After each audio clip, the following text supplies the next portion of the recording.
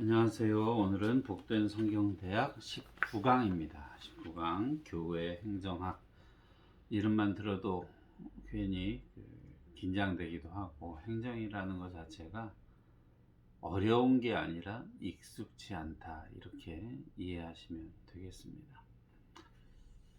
보통 교회에서 이렇게 사역을 하다 보면 난처한 경우를 종종 만나게 됩니다.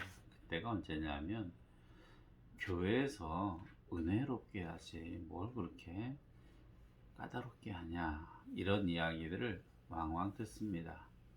그런데요, 그 은혜를 유지하기 위해서 조직이라는 개념을 도입하지 않게 됐을 경우 질서가 깨지게 됩니다. 또 같은 것들이 계속 반복되기도 합니다. 그런 측면에서 이 행정학이라고 하는 것은 이 강의를 듣는 우리 집사님, 권사님, 안수 집사님들에게 꼭 필요한 과정이라고 말씀드릴 수 있으며, 행정이라고 하는 딱딱한 표현보다는 일을 원활하게 계획적으로 할 수 있는 법을 나누는 시간이 되겠습니다. 제가 교회에서 종종 이런 말을 하죠. 상식이 통하는 교회. 그 상식을 가지고 있으면 사실 행정의 반은 이미 지키고 있다, 알고 있다 라고 기억하시면 될 정도로, 말이 좀 어렵게 나와 있어서 그렇지 그다지 그렇게 어려운 과목은 아닙니다. 1강 주교 행정의 소개, 주일학교 교육에 대한 이야기를 적은 것 같지만, 실제로 내용을 보게 되면 교회 행정 전반적으로 다루고 있습니다. 1번, 교회의 청장년 인원의 증가와 성장에 따라 필요한 것은 무엇입니까? 도덕적, 정신적 기초를 이룰 수 있는 광범위한 프로그램이 더욱 확대되고 세밀히 고려되어야 한다.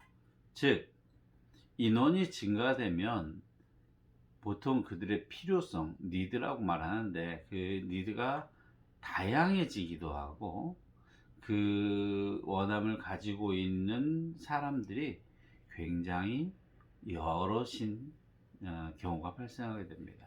그를 위해서 모두에게 똑같은 것으로 먹이는 것이 아니라 다양한 프로그램과 다양한 교육들을 확대시켜야 되고, 또한 그 모든 것들을 진행함에 있어서 운영의 묘를 발휘해야지만 되는 것입니다. 통상 교회 활동의 절반 이상을 차지하는 프로그램으로서는요, 교회학교 청년그룹, 방학성경학교 청년그룹, 학예 청년 캠프 대회, 실무자 회의, 휴가기간 교육, 중고등부 소년소녀 클럽, 연장학기, 스카우트 등이다. 그러니까 이것들을 이제 저희가 보게 되면 교회학교에 대한 이야기잖아요.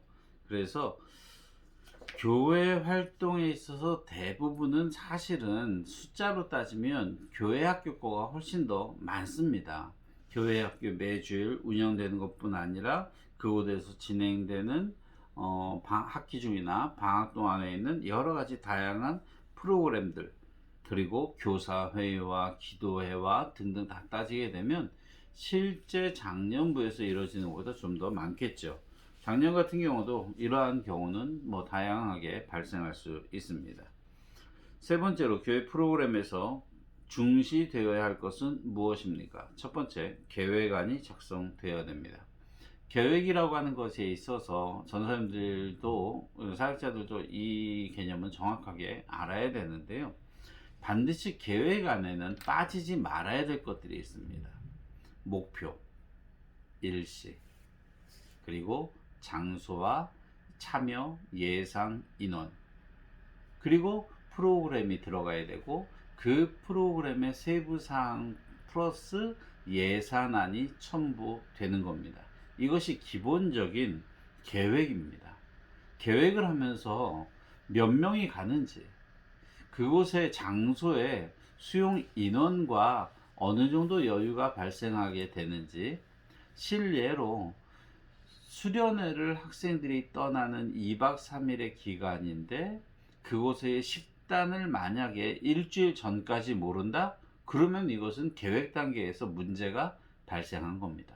그곳의 취침 도구들은 넉넉하게 준비되어 있는지, 예배 시설들은 충분한지, 즉 답사의 과정을 통하여서 빈 부분들을 정확하게 체크해 오고 선발대나 또는 당일 도착한 이들로 인하여서 먼저 그것들을 준비하게 되는 것이죠. 이것이 수련회라면 성경학교도 마찬가지입니다. 아까 말씀드렸던 그러한 기초적인 내용이 계획 안에는 들어가야 됩니다.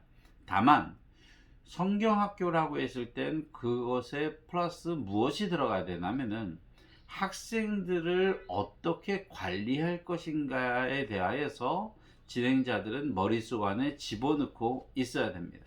담당 교육자나 또는 교사 선생님들은 성경학교 기간 동안에 누구를 통제할 것인지, 어떠한 방식으로 그들을 인도해 나갈 것인지를 1차 계획을 짜고요. 세컨다리와 그 다음에 다음 것까지도, 여분까지도 계획을 갖고 있어야 당황하지 않고 모든 것들이 계획대로 일사천리로 진행되면 얼마나 좋겠냐마는 날씨나 또한 기타 돌발 상황이 발생할 수 있기 때문에 그것에 대해서는 충분히 준비를 해서 가야 되는 것이겠죠. 성경학교 시내도 마찬가지입니다. 그 다음에 정책이 형성되어야 된다. 교회학교 부분을 얘기하자면 성경학교나 수련회를 할 때 왜 하느냐 이 질문을 던져야 됩니다. 단지 여름 방학이니까 아이들을 놀게 해야 되니까, 또 아이들과 라포 형성이나 또는 펠로우십을 형성하기 위하여서 꼭 필요하다. 좋아요. 그 부분은 인정하지요. 하지만 어느 정도 선까지, 즉 채점을 하기 위하여서 그것을 마치 리트머스 시험지처럼 어느 정도의 선이 되면 성공한 수련회로 볼 것이냐, 어느 정도의 성경 지식을 쌓게 하면 성공한 성경학교로 볼 것이냐, 이러한 부분들에 대해서 공개되진 않더라도 계획자는 반드시 가지고 있어야 되고, 그것을 교회나 회사로 따지게 되면 정책 위반이라고 하겠죠. 즉 어떠한 의도를 가지고 있지 않은 행사는 없습니다.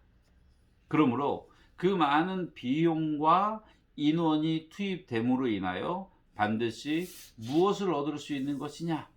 그렇기 때문에 교회학교뿐 아니라 다른 기관들도 마찬가지인데요. 1년 계획을 짜는 것이 중요하지만 그보다 더 중요한 것은 이것이 다음에 그 다음에와 어떠한 연계성을 가지고 있느냐. 교회학교나 목회는 1년 안에 승부를 볼 수 있는 것이 아닙니다. 일례로 건강한 조직과 멤버를 가지고 있을 때는 바로 그 다음 성장 목표치를 정할 수 있습니다. 그런데 만일 조직이 없다거나 상처받은 무리의 담당자가 되었다고 했을 때는 먼저 목표를 끌고 가다가는 죽습니다. 왜? 훈련의 시간이 아니라 그들이 회복돼야 될 시간 또한 계획자의 안에는 들어 있어야 되기 때문에 그렇습니다. 그래서 속도를 내고 목표를 이루는 것보다 더 중요한 것이 사람입니다. 세 번째, 반드시 조심스럽게 집행되어야 하며 정보는 계획과 정책이 성공할 수 있는 범위까지 충분히 수집되어서 미리 정책과 결정이 현실성 있는 목표를 제시할 수 있도록 해야 한다. 여기서 우리는 꼭 기억해야 되는 것이 무엇이냐면요, 자료의 양이, 수집된 정보와 자료의 양이 많으면 많을수록 목표는 현실적이 되어진다. 이것을 기억해야 됩니다. 많은 정보와 고민은 현실성을 가진 목표를 가지게 되고요. 이 과정은 예를 들어서 교회 학교나 교회가 타 교회, 한국에서 정말로 교육을 잘한다는 교회 또는 인근에 정말로 괜찮은 교회에 프로그램을 가지고 와서 도입하는 단계에서 무수한 정보를 가지고 있다고 해서 무조건 적용할 수는 없습니다. 왜? 우리 교회의 사정, 우리 아이들의 영적 수준, 인원 숫자, 그 가운데 가르치는 이와 배우는 이의 비율, 장소적 한계, 재정적 허용 범위 등등을 계산을 해서 우리에게 맞는 것이 무엇이냐. 일예로 사랑의 교회 중고등부의 계획안을 가지고 있다고 해서 1년 목회 계획과 기타 다른 행사에 대한 모든 방대한 양의 정말로 10기가가 넘는 양의 데이터를 갖고 있다 손 칠지라도 오류마을 친구들을 중심으로 있고 또한 이 오류동이라고 하는 지역 내에서 대상이 그 정도 숫자와 참으로 열악한 교사의 숫자, 이 모든 문제 가운데 그대로 적용했다간 아무것도 되지 않습니다.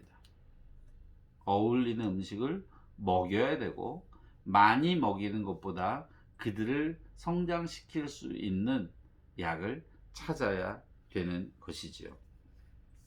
교회 사업이 비능률적인 결과를 가져오는 이유는 뭐냐면요, 질서 있게 추진되지 않기 때문에 그렇습니다. 행정적 방법에 대한 지식이 없을 때에는 결과가 비능률적이 되고 맙니다. 일례를 들자면 교회 학교뿐 아니라 저희 교회 식당에 대한 문제까지 포함해서 이렇게 말씀을 드릴 수 있습니다. 실무자 선에서 결정할 문제가 있고요, 상위 단계의 회의 기관에서 결정할 문제가 있습니다. 크고 작은 문제가 있겠죠.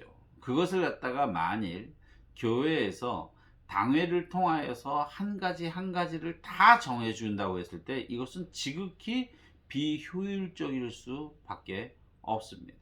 사람의 관계 또한 마찬가지입니다. 그 안에서 중간 관리자가 풀어나가야 될 문제가 있고 개입해야 되는 게 있죠. 다만 재정적인 문제에 있어서는 재정위원회로 보고가 되어지는데 그것들이 지출됨에 있어서 최소한의 결정, 최소한의 합의가 있어야 되기 때문에 교회학교, 성경학교나 수련회 때 큰 비용이 들어갈 때는 사전에 예산안을 올림으로 그것을 갖다가 심의할 수 있고 그것을 통과시켰을 때 어떻게 집행할 것이냐를 각 부서의 사역자들은 부장님과 교사들과 상의해서 이 문제들을 가장 적절하게 어떻게 분배하고 어떻게 실행할 것이냐를 계획을 짜는 겁니다. 그렇게 해서 그 과정 가운데서 결정을 짓는데 일일이 무엇을 먹을지, 무슨 프로그램을 해야 될지 이런 것들을 당회나 교육자회에 허락을 받아야 될 일은 없습니다. 왜? 그가 책임자이기 때문에 그렇습니다.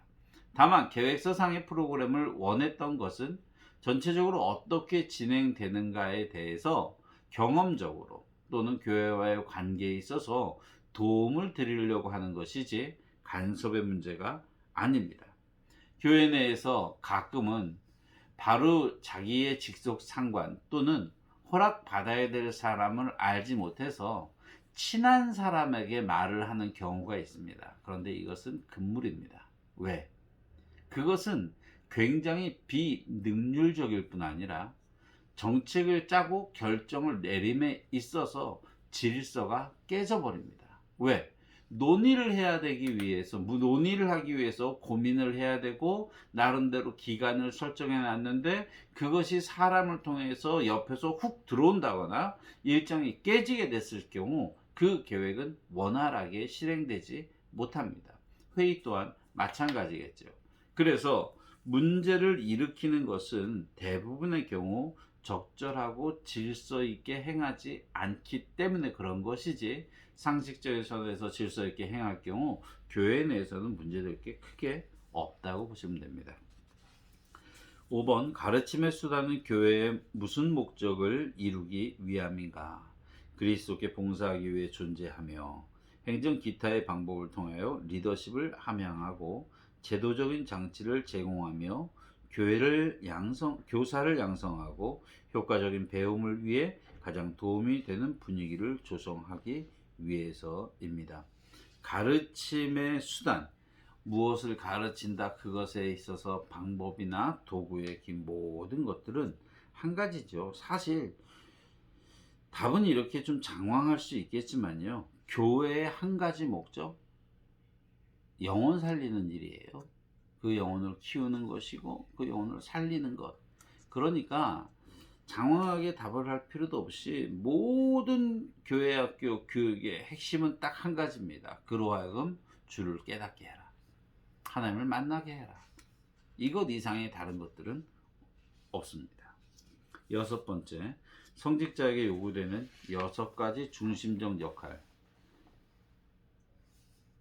과목에 맞게 1번 행정가, 2번 조직가, 3번 목사, 4번 전도사, 5번 제사장, 6번 선생. 4번은 전도사라는 표현보다는 전도자라고 하는 것이 맞겠습니다. 교재에는 사라고 나와 있는데요. 좀 다를 수 있겠습니다. 행정가와 조직가는 무시되기 쉬운 부분이나 그렇지는 않습니다.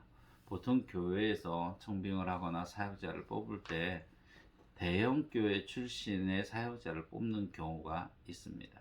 100번 인정합니다. 왜? 그들의 능력의 문제가 아니라 그들은 최소한도로 조직화되어진 행정적인 면에 있어서는 일단 마스터가 되어 있다라고 판단을 하기 때문에 그렇습니다.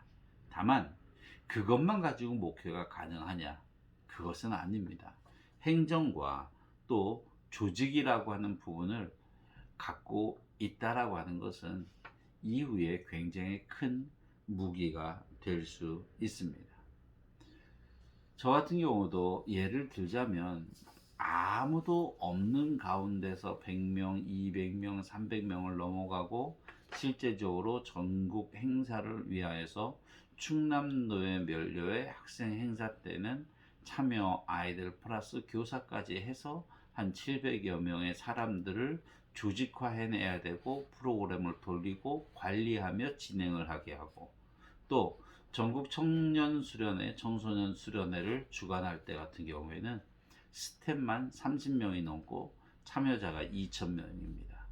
그러면 여기에서 행정과 조직이 없어버리게 되면 아주 난리가 납니다. 왜? 모아놓아 보면 압니다. 별별 요구가 다 했고요. 예상치 못했던 다툼이 벌어지기도 하고 계획도 모든 것들이 원래 짰던 대로 안 되는 경우도 많이 있습니다. 그런 가운데서 얼마나 더 디테일하게 행정적인 조직적인 측면들을 다듬느냐가 행사의 전반적인 원활한 진행과 직결되는 문제라는 것을 이미 경험적으로 배우게 됩니다. 그러므로 적은 부서건 인원이 많은 부서건 상관없이 그 가운데 최소한의 행정 조직은 갖춰져 있는 것이 좋습니다. 그 외에 목사로서, 전도자로서, 제사장으로, 선생으로서 역할을 감당해야 되는 것이 사역자입니다. 7번 행정이론의 방법론적 원리로서 조직보다 더 중요한 것은 무엇입니까?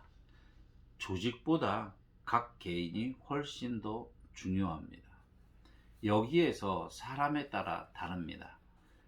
이익을 놓고 경영을 한다라고 했을 때 사람 중심의 경영이 아니라 이익 중심의 경영이 된다라는 것은 굉장히 좀 조심해야 되는 것입니다.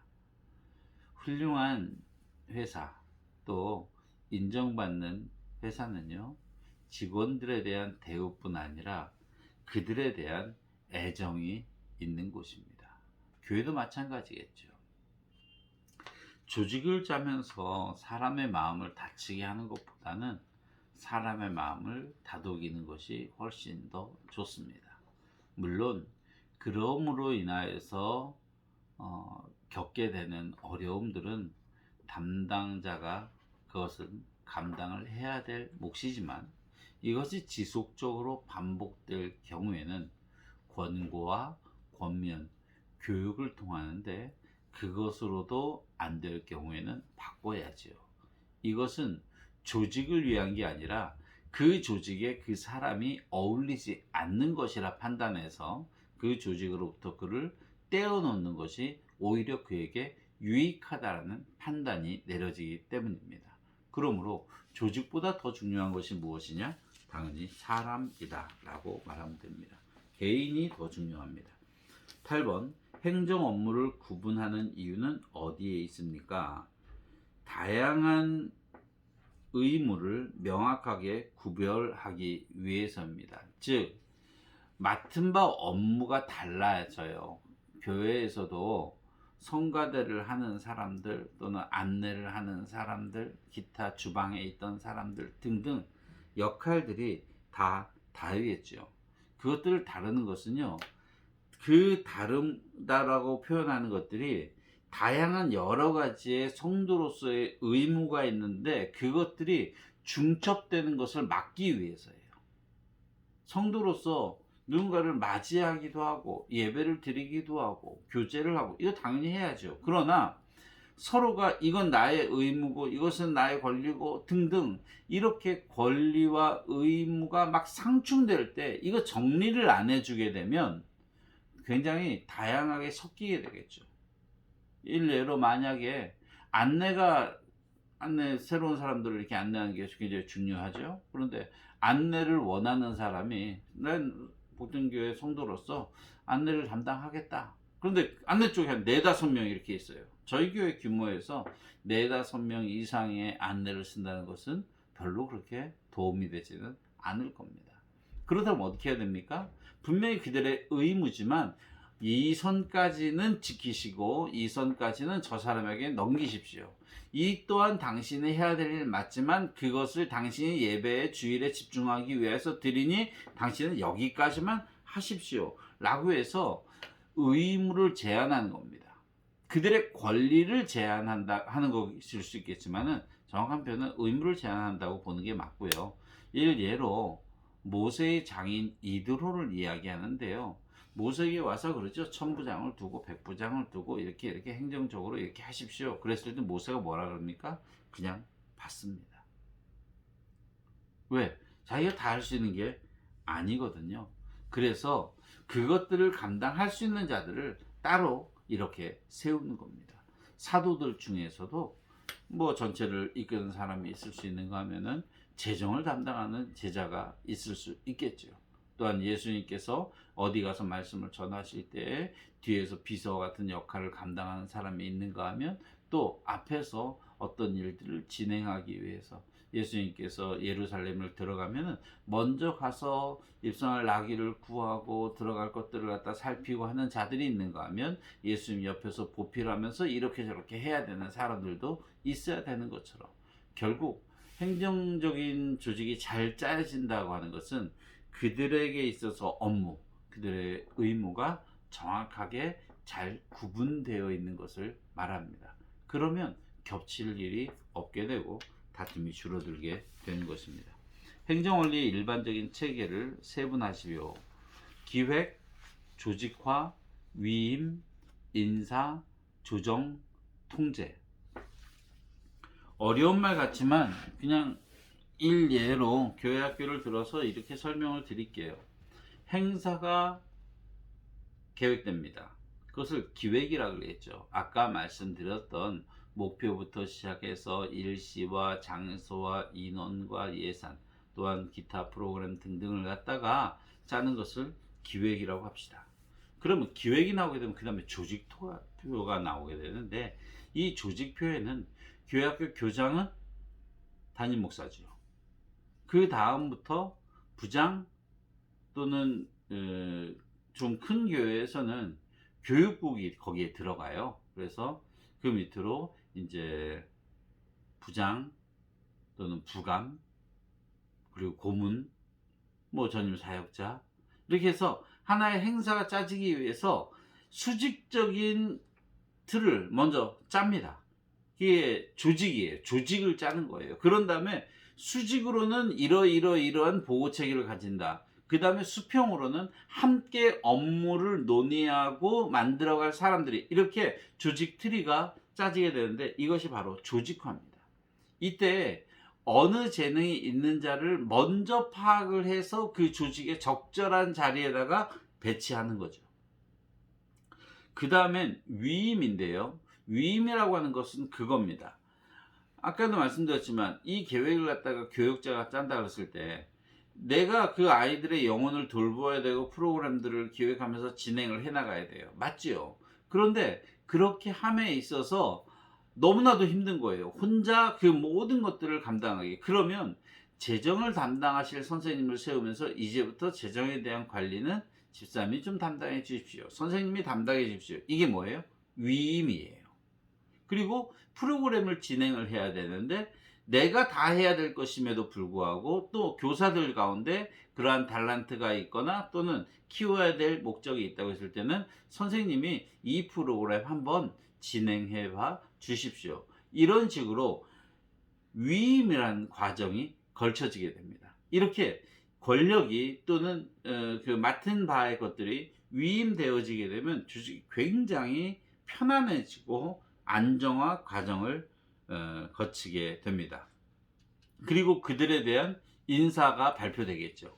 누구누구는 이렇게 되고 누구누구 어떻게 한다. 그래가지고 소련회나 성경학교 때 보통 보게 되면은 선생님들 쭉 나와서 여러분들 아프시면 이 선생님을 이제 찾아가면 됩니다. 여러분 예배 도중에 화장실에 가고 싶으면 이 선생님에게 말씀하세요. 여러분들 이러이러한 것들은 이 선생님에 찾아가시고 이 선생님은 간식을 챙겨주실 분이시고 등등 쭉 소개를 하는 겁니다.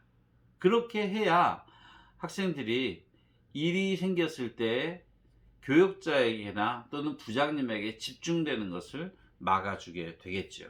이렇게 인사를 세운 다음에는 조정의 과정이 필요합니다. 모든 계획이 원활하게 되면 좋겠지만 또 그 가운데서 여러 가지 필요에 따라 이동을 시키기도 하고 최소한의 선에서 그 모든 것들을 조율해 주는 과정입니다. 그 다음에는 어떻게 됩니까? 상명하복. 행사가 딱 벌어지게 되면 수직적 계통에 따라 모든 사람들은 스스로에게 통제를 받아야지만 됩니다. 담당하고 있는 조직상에 있어서 나는 이 부서의 책임자다 라고 할지라도 상위의 단계에서의 요구에 대해서는 통제에 따라야 되는 겁니다. 교회 학교에서 중고등부나 유초등부 부장님도 마찬가지고 교육자들도 만약에 장로님이나 담임 목사가 당회에서 필요에 따라 요청이 들어갔을 경우 그것은 상명하복으로 무조건 따라야 될 문제입니다.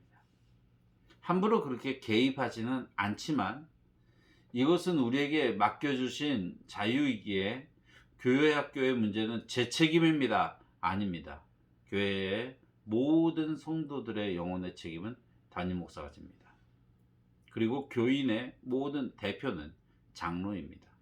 그러므로 통제 없는 질서는 불가합니다.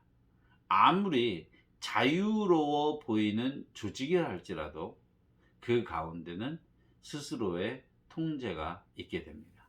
다만 그것이 드러나지 않고 스스로 그 권위를 인정함으로 인하여 통제 없이도 진행되는 경우도 보아왔지만 그 단계는 굉장히 수준이 높은 단계입니다. 10번째, 행정 이론의 민주적 방법의 초점은 무엇인가? 민주적 행정은 인원과 과정이 상호 연결되어 있지만 과정보다는 인원에 중요한 초점을 둔다. 이 정도로 답을 할 수 있겠습니다. 내가 이러한 강의를 왜 들어야 되나 라고 생각되는 분이 있다면요, 조금만 참으시고 한 번 더 생각해 볼 수 있는 시간으로 여러분들이 참여하시고 어느 부서를 담당하건 또는 어떤 역할을 담당하건 이것들을 기억할 수 있으면 훨씬 더 낫지 않겠나 생각합니다. 두 번째, 조직. 버나드가 말하는 조직은 무엇이라고 합니까? 교재는 두 사람의 의사소통이 이루어져서 공동 목표를 향해 일하는 곳, 그것을 조직이라고 합니다. 즉 조직을 성경상에서 찾자면요, 에베소서에 말하고 있는, 그러니까 주의 전을 이룸에 있어서 저들이 일단 한 몸이잖아요. 그 다음에 벽돌들이 연결되어서 하나의 건물을 만들어 가는 것처럼 조직이라고 하는 것은 결국 하나의 목표를 향하여서 이런 긴밀한 의사소통을 통하여서 건물을 만들어 가는 것처럼 그러한 모든 것들이 가능케 하는 기본 틀, 이게 조직입니다. 조직은 남에게 보이기 위한 게 아닙니다. 그러므로 이 조직이라는 것을 짬에 있어서 굉장히 순발력 있게 대처를 해야 됩니다. 이런 예를 들 수 있습니다. 처음에 성도가 아예 없을 때는 조직을 논할 수가 없습니다. 그런데 60명 선이 되어지게 되면 교회 조직은 가장 원활하게 짜면서 다음 120명을 관리할 수 있는 조직 틀을 만들어 놔야 됩니다.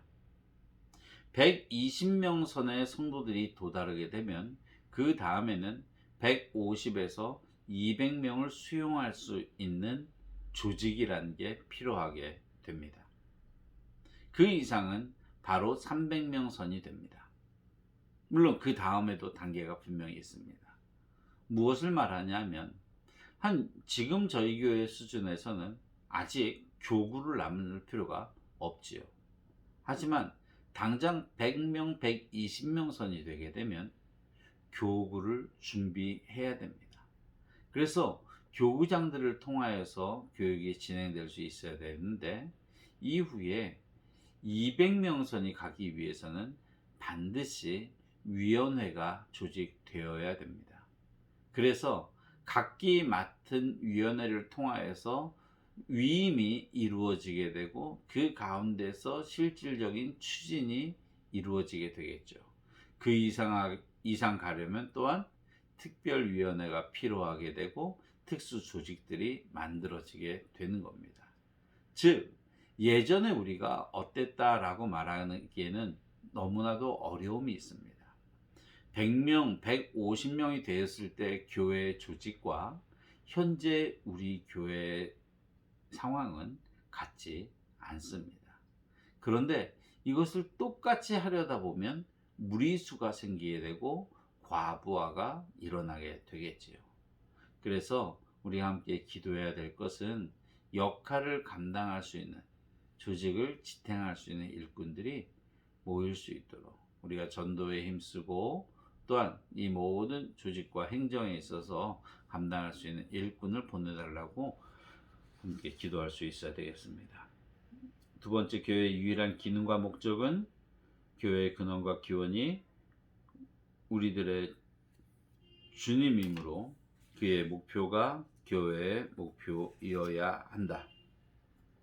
목표는 하나님께 대한 인간의 화해이며 하나님이 그의 아들을 통한 구속과 영생을 선물로 주신 것을 맛볼 수 있는 재결합인 것이다. 아까 이 부분에 대해서는 언급을 했습니다. 3번, 조직의 정의를 간단히 쓰시오.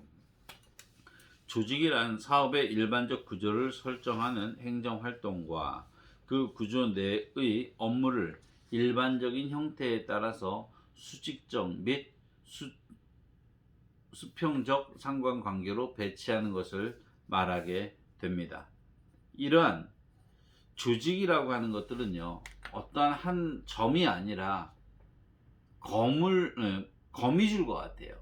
그래가지고 그것들을 어떻게 얽히고 설키게 해야 되는지 짜는 것들이고, 결국 이 조직이라고 하는 것들은 여기 말한 것처럼 배치라고 하는 단어하고 맞물린다고 보시면 되겠습니다.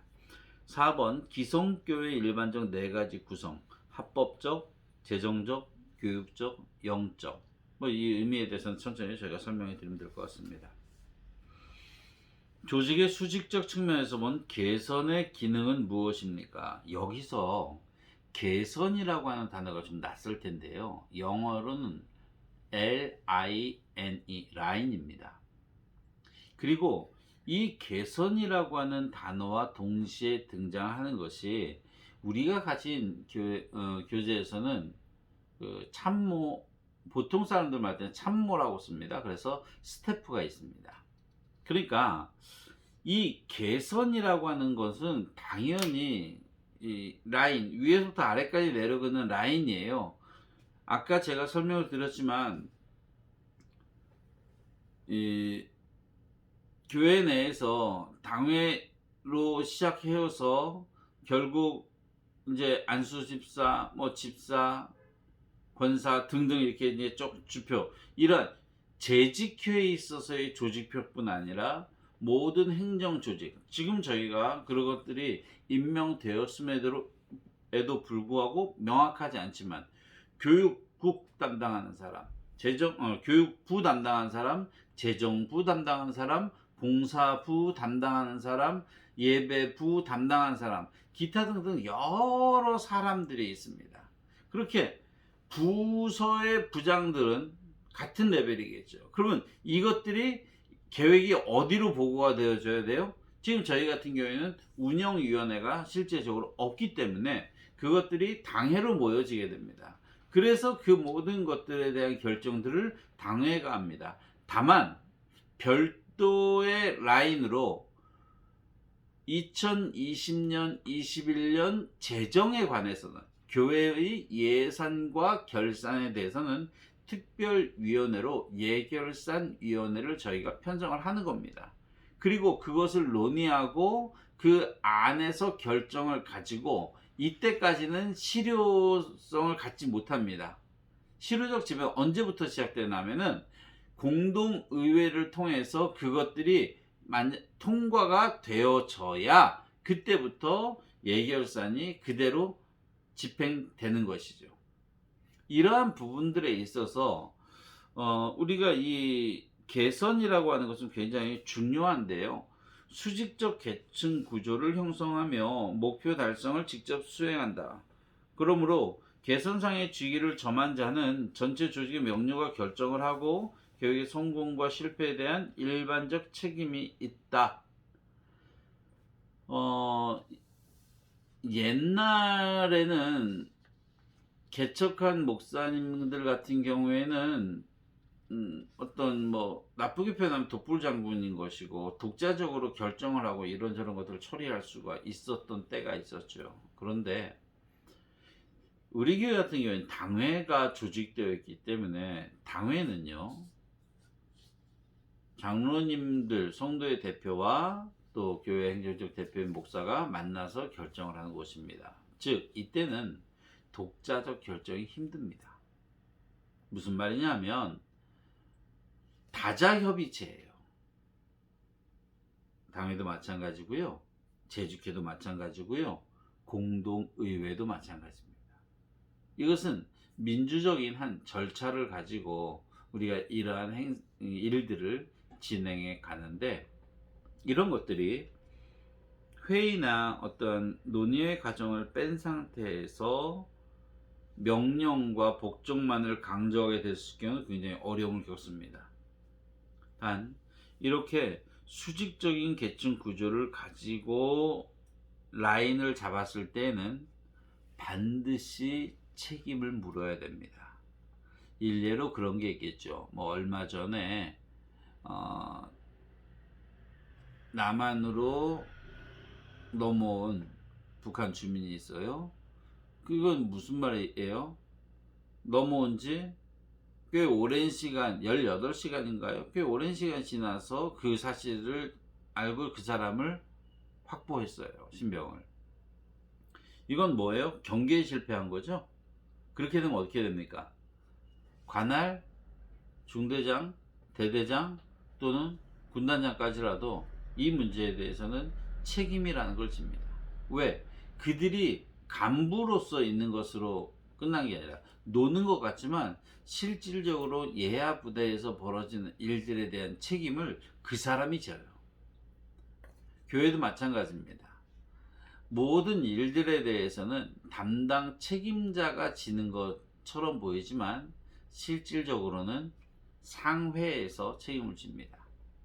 그래서 제가 늘상 말씀드렸듯이 성경학교 때 아이들이 다친다거나 또는 수련회 때 가다가 자동차 사고가 있다거나 이 모든 책임은 누가 집니까?